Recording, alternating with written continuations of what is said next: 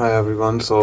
हमने क्लास में ये बात की थी कि मैं आपको ट्यूटोरियल में कुछ वर्ड प्रॉब्लम सॉल्व करवाऊंगा चैप्टर नंबर 2 से। तो आज के इस ट्यूटोरियल के इस पार्ट में पहला पार्ट है। सब्सिक्वेंटली हम डिफरेंट जो चैप्टर 2 के डिफरेंट पार्ट्स हैं उसको आप डिफरेंट वीडियोस में देख सकते हैं। तो इस वीडियो के अंदर जिन लोगों को 2.3 काउंटिंग ऑफ सैंपल स्पेस में इशू आ रहा है, तो मैं कोशिश करूंगा कि एक्सरसाइज और बुक के वर्ड प्रॉब्लम्स और जो एग्जांपल्स रह गई हैं वो सॉल्व करें। तो क्विकली हम रिव्यू कर लेते हैं जी परमुटेशन से, कि परमुटेशन का बेसिकली फॉर्मूला हम याद करते हैं। तो परमुटेशन बेसिकली एन ऑब्जेक्ट्स की अरेंजमेंट्स होती हैं डिफरेंट, तो इसमें डिस्टिंक्ट अरेंजमेंट होती हैं जो हमने क्लास में रिवाइज किया था, पढ़ा था। तो इसका फॉर्मूला क्या होता है, इसमें बेसिकली लिखते हैं permutations of n object chosen r is equal to n factorial divided by n minus r factorial, where n are the total objects और जो r इसमें से हम चूज कर रहे हैं। इसमें एक स्पेशल केस बन जाएगा जब n is equal to r, यानी सारे के सारे हम चूज करेंगे तो परमुटेशंस का केस सिंपल बन जाएगा n chosen n, वो बनेगा n फैक्टोरियल।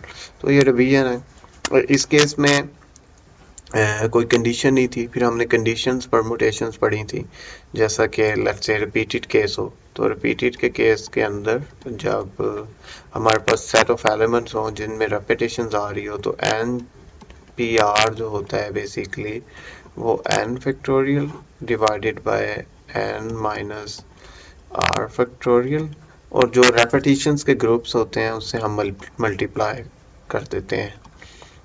तो n1 फैक्टोरियल n2 फैक्टोरियल, और ये जो n1 n2 है ये बेसिकली जो रिपीटेड ग्रुप्स हैं वो आते हैं, हम देखेंगे एग्जांपल्स के अंदर। और इसमें स्पेशल केस जो बनेगा वो ये होगा कि n is equal to r, तो ये सिंप्लीफाई हो जाएगा, n चोजन n बन जाएगा जब हम r को n लिखेंगे n factorial divided by n1 factorial multiply by n2 factorial and so on nk factorial। ठीक है जी। कम्बिनेशन और परमुटेशन से में जस्ट एक डिफरेंस आएगा कि कम्बिनेशंस में ऑर्डर मैटर नहीं करता, तो इसको हमने क्लास में देखा था। हम लिखेंगे n जो n c r, basically n chosen r वो होता है n factorial divided bye n minus r factorial, और यहाँ पे सिर्फ एक एक्स्ट्रा टर्म आ जाती है r फैक्टोरियल। बेसिकली अगर हम देखें तो ये सारी की सारी जो हमने इक्वेशन लिखी, ये बेसिकली परमुटेशंस, ये है r permutations of n npr है बेसिकली। तो कम्बिनेशन का ये फॉर्मूला है। अभी हम कुछ एग्जांपल्स के साथ इसको देख लेते हैं। मैंने बुक से कुछ एग्जांपल सेलेक्ट किए हैं वर्ड प्रॉब्लम जो हम नहीं कर सके थे क्लास में, तो इसको रीड करते हैं। आप लोग जो इसको खुद से सॉल्व करना चाहते हैं आप वीडियो पॉज करें और सॉल्व कर लें। मैं इसको सॉल्व करता हूँ। इन 1 year 3 awards, research, teaching and service will be given to a class of 25 graduate students in a statistical department. If each student can receive at most 1 award, how many possible selections are there? So सबसे पहले तो हमने ये देखना है ये combination है, ये परमुटेशन है। तो अगर आप देखें कि हमने रिसर्च अवार्ड देने हैं और ये अवार्ड मुख्तलिफ है, एक कैटेगरी रिसर्च की है, एक कैटेगरी टीचिंग की है और एक कैटेगरी सर्विस की है। तो इसमें अगर आप देखें 3 कैटेगरीज हैं, तो अगर मैं सभी को रिकमेंड करूंगा कि अगर आपके पास इस तरह का क्वेश्चन आए तो ये बॉक्सेस मुझे काफ़ी हेल्प करते हैं क्वेश्चन को सॉल्व करने में। तो R stands for research, teaching के लिए मैं T लिख लेता हूँ और सर्विस के लिए लेट्स से मैं S लिख लेता हूँ। ठीक है। तो टोटल N जो है नंबर है हमारे पास वो 25 ग्रेजुएट स्टूडेंट्स हैं। हमने इनकी डिफरेंट पॉसिबल सिलेक्शंस करनी है। कितने लोग 25 में से सिलेक्ट करने हैं? 3। तो R की वैल्यू हमारे पास 3 हो जाएगी। इसको मैं स्मॉल n लिख लेता हूँ, स्मॉल n। ठीक है जी। तो वो है हमारा 25, यहाँ पे ये जो 25 ग्रेजुएट स्टूडेंट है हमारे। ठीक। अब अब हम बनाते हैं जी टोटल पॉसिबल सिलेक्शंस। तो इसमें आप first of all order matter करता है, यस। वाई, क्यों ऑर्डर मैटर करता है? बिकॉज अगर आप देखो, अगर 25 में से मैं लेट्स से 3 स्टूडेंट सेलेक्ट करता हूँ, ए बी, ये नाम है स्टूडेंट्स के, ए बी सी, ठीक। तो जो मैं इसके बाद लेट्स से सिलेक्शन करता हूँ, उसमें लेट्स से बी इधर आ जाता है, ए इधर आ जाता है, बी को मैं रिसर्च दे देता हूँ इस दफा, ए को टीचिंग और सी को सर्विस अवार्ड ही मिलता है। तो आप देख सकते हैं ये वाली अरेंजमेंट इससे डिफरेंट है। तो इसका मतलब इसमें ऑर्डर मैटर करता है। तो जब ऑर्डर मैटर करता है तो इस केस में हम परमुटेशंस लगाएंगे। तो बेसिकली इसमें n25 है, तो हम लिखेंगे 25p3। तो 25 factorial divided bye 25 minus 3 factorial. तो ये ऐसे सॉल्व हो जाएगा, इसका आप आंसर खुद निकाल सकते हैं। अगला क्वेश्चन देखते हैं। नेक्स्ट क्वेश्चन के अंदर आप लोग खुद सॉल्व करना चाहते हैं तो वीडियो पॉज करके सॉल्व कर सकते हैं।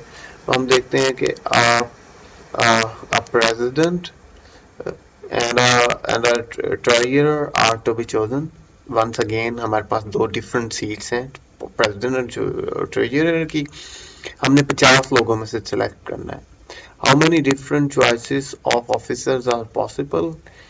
There are no restrictions. अगर नहीं, कोई रिस्ट्रिक्शंस नहीं। वंस अगेन हमें ये देखना है कि ये परमुटेशंस का केस है या कॉम्बिनेशंस का। तो मैंने जैसे आपको बताया कि इस तरह के क्वेश्चन सॉल्व करने के लिए आप अगर इस तरह बॉक्स बना लें तो ये आपको, ये ए पार्ट है, आपको काफी हेल्पफुल रहेगा। कैसे? हमने एक प्रेसिडेंट चूज करना है, मैं उसको पी लिख देता हूँ, और एक हमने ट्रेजरर चूज करना है। जो ट्रेजरर चूज करना है उसको मैं डी लिख देता हूँ, ठीक है।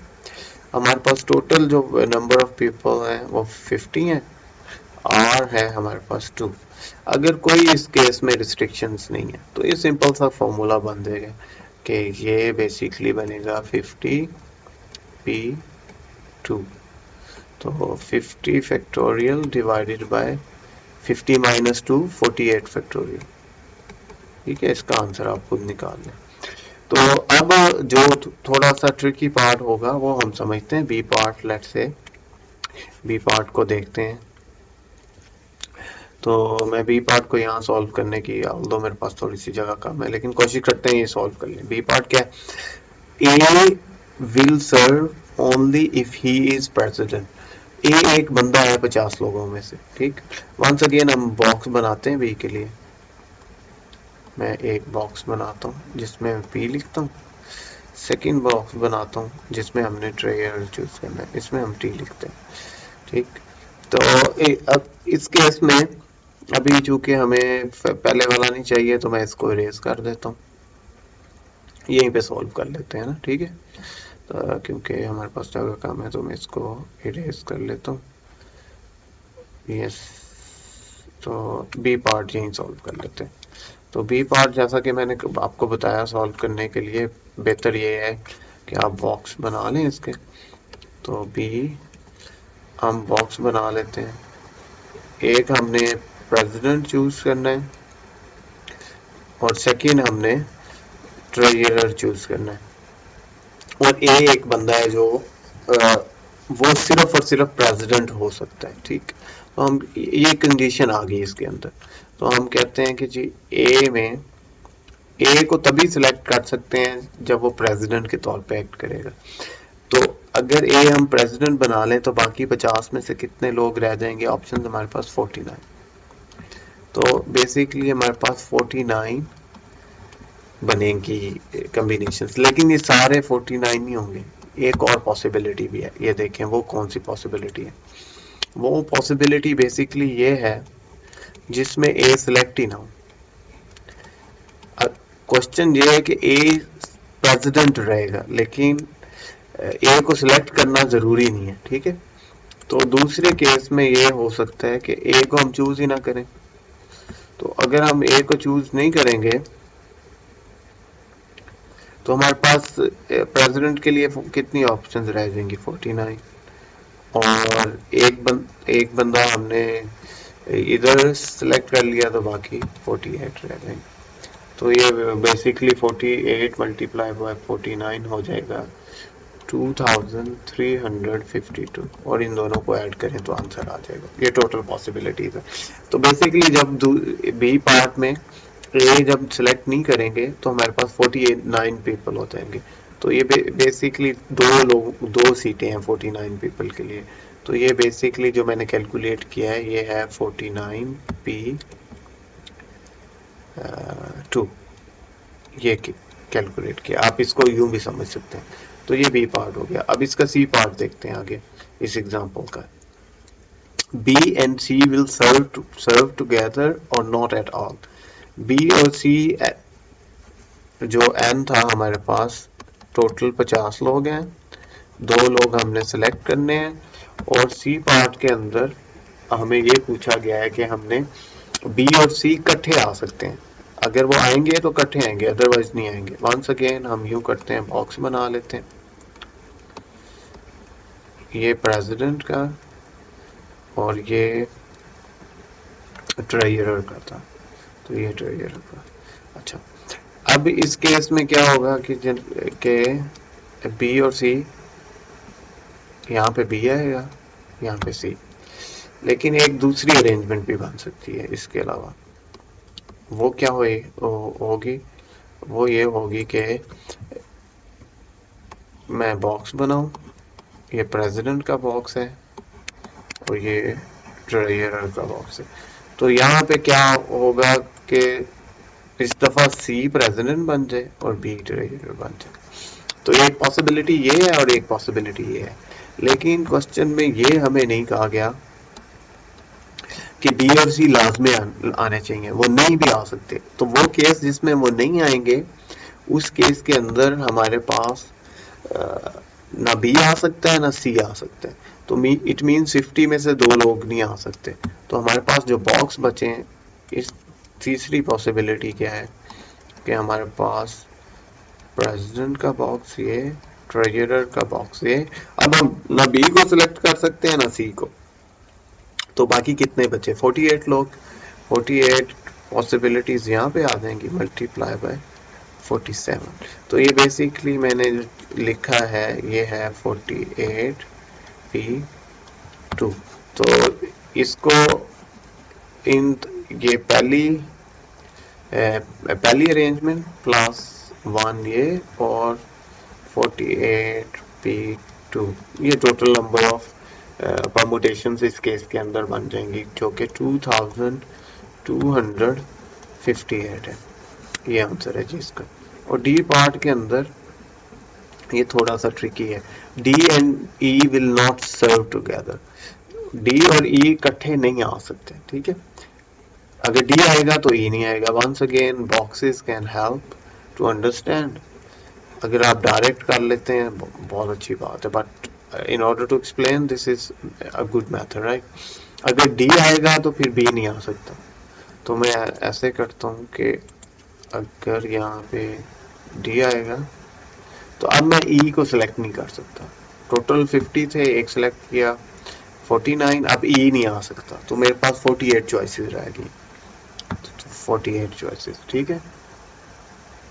अब दूसरी अरेंजमेंट वो होगी जिसमें हम डी पहली दफा प्रेसिडेंट है, अगली दफा ट्रेजरर भी हो सकता है। तो हम इसके बॉक्स बनाते हैं जी। ये ट्रेजरर,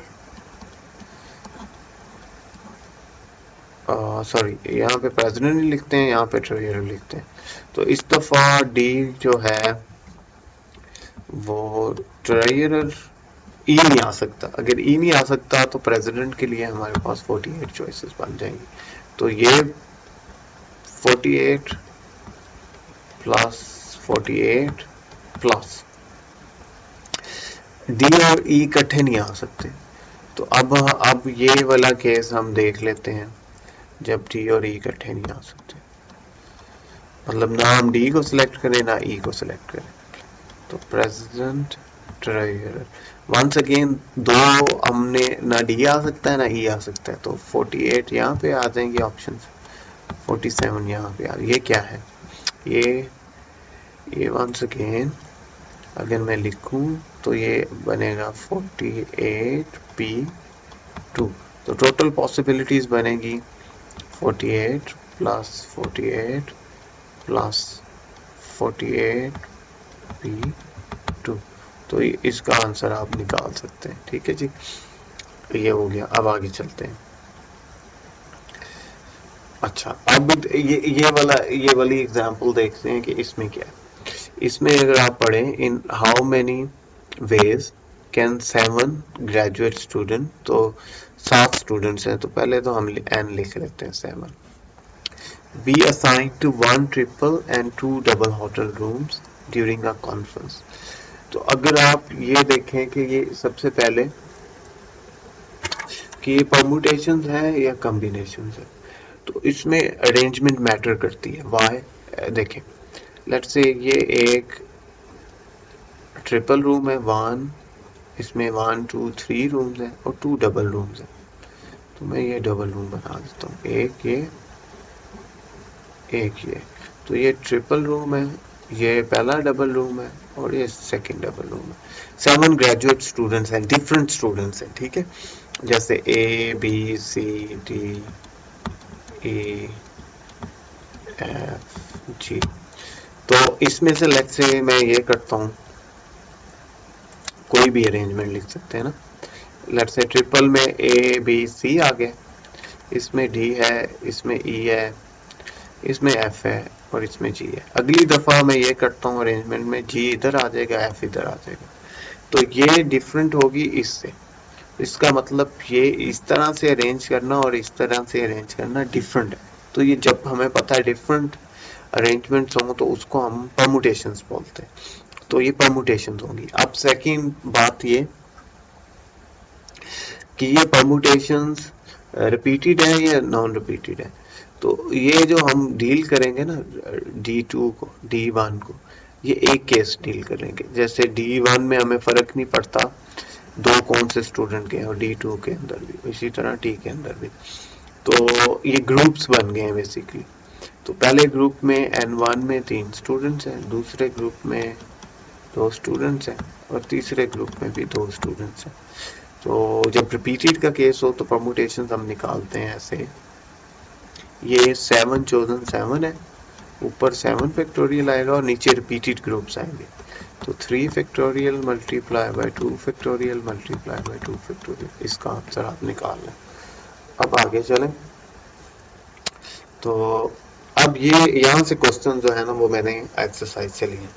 तो आप मुझे अगर किसी को कोई प्रॉब्लम हो तो आप मुझे सजेस्ट कर सकते हैं। आगे ये 2.3 किया, बाकी आपको मैं वीडियोस अगले अगले सेक्शंस की देता रहूंगा। तो क्वेश्चन पढ़ते हैं पहले। Registration at a large, okay, यूं करके मैं हाईलाइट करूँ इसको, तो एक मिनट मैं रेड कर लेता हूँ। अब ठीक है, अब नजर आएगा। Registration at a large convention are offered 6 sightseeing tours on each of 3 days. In how many ways can a person arrange to go on a sightseeing tour planned by the convention? तो question ये है कि 6 लोग 6 sightseeing tours हैं, 6 tours हैं और 3 दिन है। एक बंदे के पास कितनी तरह की ऑप्शंस हो सकती हैं? In how many ways can a person arrange to go on sightseeing tour? तो हमारे पास बेसिकली हम ये करते हैं N1 6 ले लेते हैं, ये टूर्स है, ठीक है जी, और N2 हम ले लेते हैं 3, ये डेज है। तो एक बंदा जैसे मंडे वाले दिन पहले टूर में जा सकता है, फिर मंडे वाले दिन दूसरे टूर में जा सकते हैं एंड सो ऑन। तो इसमें हम basically N1 multiply by N2 multiplication rule लगेगा। तो मल्टीप्लिकेशन रूल तब लगता है जब हमारे पास डिस्टिंक्ट कैटेगरीज हो और टोटल अरेंजमेंट निकालनी हो। जैसे 6 टूर्स थे और 3 डेज थे, तो कितने टोटल परमुटेशंस बनेगी? तो इसमें 6 इंटू 3 18 बनेगी। तो ये मल्टीप्लिकेशन रूल बेसिकली क्या कहता है कि हमारे पास अगर k कैटेगरीज हैं और हर में n एलिमेंट्स हैं, हम बेसिकली उनको सिंपली मल्टीप्लाई करें तो टोटल परमुटेशन आ जाती है। ठीक है जी, ये सिंपल केस होता है। तो इसको आगे क्वेश्चंस जो बुक में हैं ये सारे मल्टीप्लिकेशन के। तो जैसे आप इसमें भी देख सकते हो 2.25, इसमें मैं एक पढ़ देता हूँ, बाकी मैं बताता हूँ कि क्यों मैंने ये लिखे हैं। A certain brand of shoe comes in 5 different styles, 5 styles हैं, with each two available in 4 colors हैं। If the store wish to display the pair of these shoes, all of its various styles and colors, how many different pairs? ठीक है, इसमें दो categories बन गई हैं, N1 5 styles हैं, ये स्टाइल्स की कैटेगरी है, और N2 कलर्स है, वो 4 कलर्स। तो इस तरह के क्वेश्चंस के अंदर जहाँ पे डिफरेंट कैटेगरीज हों और आपको टोटल नंबर ऑफ अरेंजमेंट निकालनी हो तो सिंपली मल्टीप्लिकेशन है, तो ये 20 है। तो इसमें एक जो कीवर्ड है जो आपको बार बार उसमें मिलेगा, आपको कैसे पता चले कि परमुटेशंस हैं या कॉम्बिनेशंस हैं। तो अगर आप देखें एक कीवर्ड है डिफरेंट, जहाँ जिस क्वेश्चन में ये डिफरेंट आएगा ना, हाउ मेनी डिफरेंट, तो समझ लें ये परमुटेशंस निकालनी है। देखिए हाउ मेनी डिफरेंट, ये जरूरी नहीं कि डिफरेंट लिखा हो, लेकिन जब डिफरेंट लिखा होगा in how many different ways, तो समझे ये परमुटेशंस है। तो एक जो टिप है, अगर क्वेश्चन में डिफरेंट वेज लिखा हो, कितने डिफरेंट तरीकों से, तो समझे आपने परमुटेशन निकालनी है। डिफरेंट लिखा हो, डिस्टिंक्ट लिखा हो, एक ही बात है। कुछ क्वेश्चंस में डिस्टिंक्ट लिखा होगा, तो जब डिफरेंट डिस्टिंक्ट ये इस तरह के आए, इस तरह के वर्ड्स आए, तो समझे आपने परमुटेशन। तो इन सारे क्वेश्चंस में ये देखें, ये सिंपल सा मल्टीप्लिकेशन रूल लगेगा। ठीक, अब आगे चलते हैं थोड़ा सा। ये अब मैंने वो क्वेश्चन सेलेक्ट किए हैं जिसमें ना रिस्ट्रिक्शंस आ जाए परमुटेशन के अंदर। रिस्ट्रिक्शन में भी वो बॉक्सेस हेल्प करेंगे कैसे, अभी देखते हैं। क्वेश्चन पढ़ते हैं। A witness to hit and run accident told the police that the license number contained the letters RLH followed by 3 digits, the first of which was 5. Question ये कह रहा है कि एक विटनेस है जिसने हिट एंड रन एक्सीडेंट देखा, किसी ने गाड़ी मारी और वो भाग गया, और उस गाड़ी की जो नंबर प्लेट थी उसमें वो स्टार्ट होती थी RLH के साथ, उसके बाद 3 डिजिट्स आते हैं, the first of which was 5, और उसको इतना याद है कि पहला 5 है। If the witness can not recall the last 2 digits but is certain that all 3 digits are different, find the maximum number of automobile registration that the police में have to check. तो इसमें आप देखें ना, ऑटोमोबाइल की जो number plates होती हैं, तो ये तो परमुटेशंस का केस है, बिकॉज ऑटोमोबाइल की जो नंबर्स होते हैं उनकी अरेंजमेंट मैटर करती है, A B is not equal to B है। तो क्वेश्चन ये पूछ रहा है कि बेसिकली एक बंदे ने कार के पीछे नंबर प्लेट लगी हुई थी, ये नंबर प्लेट हम बॉक्सेस में लिख लेते हैं, और उसके ना बेसिकली 6 प्लेसेस हैं, उसमें 3 जो है वो डिजिट्स हैं, लास्ट 3 डिजिट्स हैं और डिफरेंट है। वंस अगेन आप देखो, आपने गौर किया होगा 3 डिजिट्स आर डिफरेंट, तो ये परमुटेशन का केस है। लेकिन वो इतना रिकॉल करता है कि जो फर्स्ट वाले हैं वो RLH हैं, और जो फर्स्ट डिजिट है वो 5 से स्टार्ट होता है। अब उसको याद नहीं है कि लास्ट 2 कैसे स्टार्ट होते हैं, तो ये रिस्ट्रिक्टेड वाला केस है ना। तो इस तरह के जितने क्वेश्चंस, जैसे ये पूछा जा सकता है कि एक वर्ड है जो स्टार्ट है, ठीक, START, तो उसमें अगर हम उसकी डिफरेंट अरेंजमेंट निकालनी है जिसमें फर्स्ट S फिक्स हो, बाकी कितने हो, तो ऐसे केसेस जिसमें परमुटेशंस में कुछ प्लेसेस फिक्स हो, तो बेहतर ये है कि आप ऐसे बना लें, जो प्लेसेस फिक्स हैं वो लिख लें, बाकी जो फ्री हैं उनको उन पे देखें कितनी पॉसिबिलिटीज बन सकती हैं। अब 2 प्लेसेस फ्री हैं हमारे पास, हम कितनी चॉइसेस हैं इस प्लेस के लिए, 9, बिकॉज यहाँ पे 0 1 2 3 4 5 6 8 9 आ सकता है ना। ठीक, अच्छा यहाँ पे अगर 9 आ सकता है और उसको ये भी याद है, यहाँ भी 9 आ सकता था, लेकिन उसको ये याद है कि ये सारे वर्ड्स जो थे ना डिजिट वो डिफरेंट है। तो अगर यहाँ पे 9 ऑप्शन है, ये 9 नंबर नहीं है, ऑप्शन है। ठीक, 9 पॉसिबिलिटीज हैं, तो यहाँ पे 8 आएंगे क्योंकि एक पॉसिबिलिटी यहाँ पे हमने यूज कर ली है। तो बेसिकली जो टोटल नंबर ऑफ पॉसिबिलिटीज आएंगी वो 9 इंटू 8 आएंगी, तो 72। तो पुलिस को 72 डिफरेंट परमुटेशंस चेक करनी पड़ेंगी उस बंदे को ढूंढने के लिए।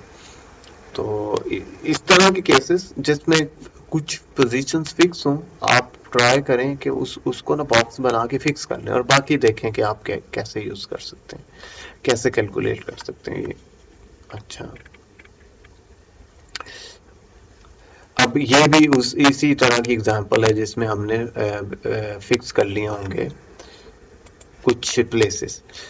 फर्स्ट वाला, how many different distinct permutations, इसमें तो उसने डिस्टिंक्ट का वर्ड यूज किया देखें, लेकिन साथ उसने बता भी दिया कि परमुटेशंस है। Can be made from the letter word column, तो फर्स्ट वाला तो इजी है, इसमें कोई रिस्ट्रिक्शन नहीं। कॉलम में कितने लेटर्स है, 1 2 3 4 5 6 7, 7 फैक्टोरियल है। अगर इसको परमुटेशंस की फॉर्म में लिखना हो तो ये बनेगा 7p7।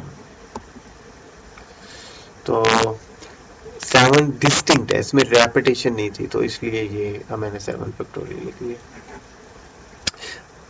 अब सेकंड में होगी restriction, how many of these permutation start with the letter m। अब m से हम यूं करते हैं, जब भी मैंने कहा रिस्ट्रिक्शन वाला आया तो बॉक्स बना लें तो हेल्पफुल है। 3 4 5 6 7 लेटर्स हैं और हमने ये ढूंढना है कि वो वाले लेटर्स जो स्टार्ट होते हैं m से, तो m फिक्स कर लेते हैं, ये फिक्स हो गया।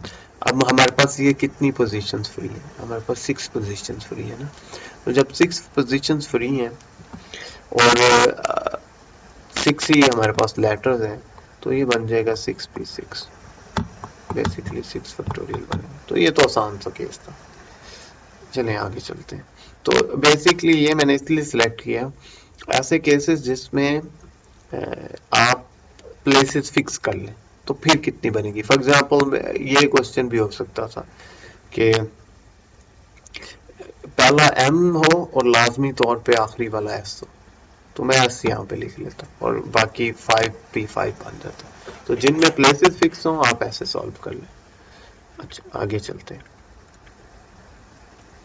अब ये वो वाली एग्जांपल जिसमें होगा ये उसमें से मैंने एग्जांपल चूज की है जब आपको ऑब्जेक्ट्स को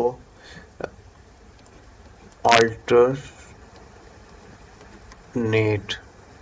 अरेंज करना हो, जो मैंने आई थिंक क्लास में भी कराई थी, लेकिन ये इंपॉर्टेंट है इसलिए मैंने दोबारा सेलेक्ट कर ली। 4 बॉयज हैं 5 गर्ल्स हैं, तो आप अल्टरनेट देखें ये वर्ड, ऐसे क्वेश्चन जिसमें हमने अल्टरनेट अरेंज करना हो तो क्या करेंगे। तो हम यूं करते हैं, जो आपने करना ये है कि जो ज्यादा होंगे उससे स्टार्ट करना है, जैसे गर्ल्स ज्यादा हैं तो आप लिखेंगे जी अल्टरनेट यूं सॉल्व कर लें। 5G 5 गर्ल्स हैं और हमारे पास 4 बॉयज हैं, लेकिन कंडीशन ये है कि वो अल्टरनेट बैठे। ठीक, 4 हो गए। तो हमने कैलकुलेट ये करना है कि कितनी डिफरेंट अरेंजमेंट बन सकती हैं। तो 4 बॉयज हैं, अगर मैं यहाँ पे पहला बॉय सिलेक्ट करूँ तो मेरे पास 4 ऑप्शन है, दूसरा करूँ तो 3 ऑप्शन रह जाएंगी। यहाँ पे अब मैंने 2 बॉय चूज कर लिए हैं, 2 रह गए तो 2 ऑप्शन, 3 चूज कर लिए हैं तो 1 ऑप्शन। तो बेसिकली y 4 फैक्टोरियल। तो जितने अल्टरनेटिव केस में जितने ग्रुप्स बनेंगे ना, आपने उसको फैक्टोरियल में लिख लेना है। मैं अभी इसको और भी एक्सप्लेन करूंगा। तो गर्ल्स में पहली गर्ल के लिए 5 ऑप्शन है, दूसरी के लिए 4 है, तीसरी के लिए 3 है। अब 3 यूज कर ली है मैंने, अब 2 रह जाएंगी 1, तो जो गर्ल होगी वो 5 है, तो 5 फैक्टोरियल, ये केस बनेगा। तो ऐसा भी केस हो सकता है जैसे हम 3 कैटेगरीज बनाए, तो इन जनरल अल्टरनेटिव केस के अंदर अगर लेट्स से 3 ब्लूज है हमारे पास, ठीक, और यूं अज्यूम कर लेते हैं कि अल्टरनेट करना है हमने 4 वाइट से, तो ये 4 क्या बनेगा बेसिकली, ये बनेगा 4 फैक्टोरियल मल्टीप्लाई बाय 3 फैक्टोरियल।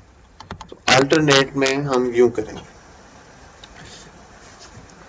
इसकी एक थोड़ी सी स्लाइटली डिफरेंट फॉर्म अल्टरनेट की, ये वाला क्वेश्चन है जो आई होप सो मिलता जुलता है, तो इसलिए हमने सिलेक्ट कर लिया। 4 मैरिड कपल्स हैं, have bought 8 seats in the same row, अब 8 seats हैं, ठीक है। In how many different ways they can be seated, पहले वाला तो सिंपल सा है, अब इस पे रिस्ट्रिक्शंस नहीं है ना, 8 सीट्स हैं, 8 सीट्स हैं, 8 लोग हैं, जैसे मर्जी बैठते हैं, तो ये क्या बनेगा 8p8 8 फैक्टोरियल। अब दूसरे वाला रिस्ट्रिक्टेड केस है, if each couple is sit together, अगर यानी कपल्स इकट्ठे इकट्ठे बैठेंगे, तो हम यूं करते हैं, वही बॉक्सेस बना लेते हैं, जैसे ये पहला कपल हो गया, ये सेकंड कपल है, थर्ड कपल, फोर्थ कपल, ठीक। तो अब 4 कपल्स हैं, कंडीशन ये है कि ये 2 लोग इकट्ठे होंगे, ये 2 लोग इकट्ठे होंगे, तो कितनी डिफरेंट अरेंजमेंट्स बनेगी। जैसे ये बॉक्स है, ये दो, उसमें 2 स्लॉट्स है ना, तो ये इकट्ठी आएंगी, तो इसको यूं समझ सकते हैं हम कि ये चार ग्रुप्स हैं 2-2 लोगों के, कपल्स का यही मतलब है ना। तो अगर मैंने इन ग्रुप्स को अरेंज करना हो, तो क्योंकि ये 4 ग्रुप्स हैं, तो टोटल अरेंजमेंट बनेगी 4 फैक्टोरियल। जैसे 4 एंटिटीज हो, चार कोई चीजें हो, और उनको मैंने अरेंज करना हो, क्योंकि हमने इन 2 को अब एक ट्रीट करना है ना, इकट्ठे आएंगे।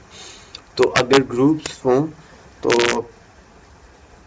4 ग्रुप्स हो, तो अगर मैंने इनको डिफरेंट तरह से अरेंज करना हो, तो ये 4 फैक्टोरियल आएगा। लेकिन अब इसमें एक एडिशनल चीज भी है, चूंकि एक ग्रुप के अंदर लेट्स से मैं ये कहता हूं कि ग्रुप के अंदर लेट्स से जो कपल है, हाँ ये क्या हो रहा है,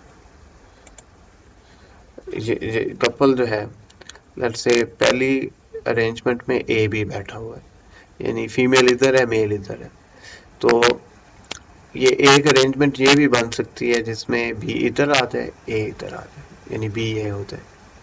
तो ए ग्रुप 2 तरह से बैठ सकता है, जैसे ये 2 तरह से बैठ सकते हैं, फिर ये भी 2 तरह से बैठ सकता होगा, ये भी 2 तरह से हो सकता है, ये भी 2 तरह से हो सकता है। तो 4 फैक्टोरियल, तो ये रेड वाले बॉक्सेस को हम अरेंज कर सकते हैं। रेड वाले बॉक्सेस के अंदर जो मेल और फीमेल है, वो 2 तरह से बैठ सकते हैं, तो हमें फिर इसको मल्टीप्लाई करना पड़ेगा 2 इंटू 2 इंटू 2 इंटू 2, जो बन जाएगा बेसिकली 2 पावर 4। ये बॉक्स के अंदर लोग कैसे बैठ सकते हैं, और जो रेड बॉक्सेस हैं जो कपल्स को रिप्रेजेंट कर रहे हैं, वो कैसे बैठ सकते हैं, वो 4 फैक्टोरियल। तो इसको आप कैलकुलेट करें तो आपका आंसर आ जाएगा। तो इस तरह से हम ये ग्रुप्स को अरेंज करेंगे। तो आई होप सो ये वाला ट्यूटोरियल आपको हेल्प करेगा। इसके बाद वाली जो मैं वीडियो दूंगा, उसमें इसमें हमने जो सॉल्व की है क्वेश्चंस, वो है सेक्शन 2.3 से, काउंटिंग सैंपल्स पे। इससे अगले में हम प्रोबेबिलिटी 2.4, तो जिनको उसमें मसला है, तो वो आप इससे नेक्स्ट वीडियो देख लें। चलें जी, बाकी आपको क्वेश्चंस हो तो आप मुझे क्लास में या ऑफिस आवर्स में पूछ सकते हैं। Thank you ji.